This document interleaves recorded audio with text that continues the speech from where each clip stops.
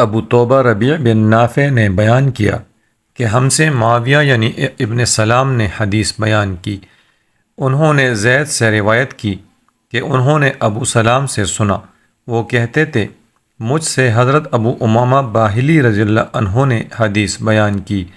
انہوں نے کہا میں نے رسول اللہ صلی اللہ علیہ وآلہ وسلم کو یہ فرماتے ہوئے سنا، قرآن پڑھا کرو کیونکہ وہ قیامت کے دن اصحاب قرآن یعنی حفظ و قرأت اور عمل کرنے والوں کا سفارشی بن کر آئے گا۔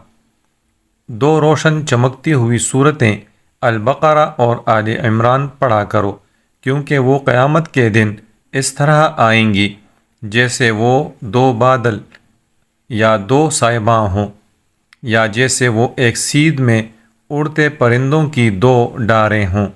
وہ اپنی صحبت میں پڑھنے اور عمل کرنے والوں کی طرف سے دفاع کریں گی۔ سورہ بقرہ پڑھا کرو کیونکہ اسے حاصل کرنا باعث برکت اور اسے ترک کرنا باعث حسرت ہے، اور باطل پرست اس کی طاقت نہیں رکھتے۔ معاویہ نے کہا مجھے یہ خبر پہنچی ہے کہ باطل پرستوں سے ساحر یعنی جادوگر مراد ہیں۔ صحیح مسلم حدیث نمبر 1874۔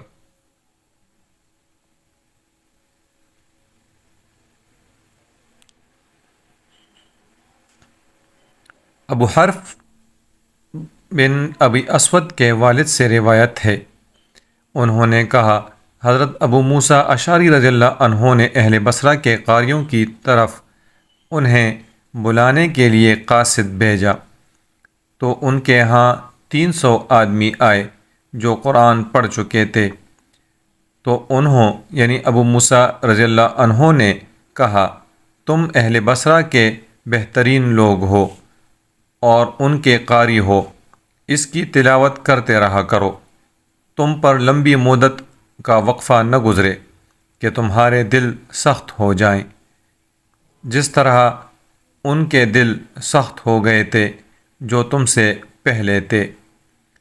ہم ایک سورت پڑھا کرتے تھے جسے ہم لمبائی اور ڈرانے کی شدت میں سورہ برا سے تشبیہ دیا کرتے، تو وہ مجھے بھلا دی گئی، اس کے سوا کہ اس کا یہ ٹکڑا مجھے یاد رہ گیا۔ اگر آدم کے بیٹے کے پاس مال کی 2 وادیاں ہوں تو وہ تیسری وادی کا متلاشی ہوگا، اور ابن آدم کا پیٹ تو مٹی کے سوا کوئی شے نہیں برتی۔ ہم ایک اور صورت پڑھا کرتے تھے جس کو ہم تسبیح والی صورتوں میں سے ایک صورت سے تشبیہ دیا کرتے تھے، وہ بھی مجھے بھلا دی گئی۔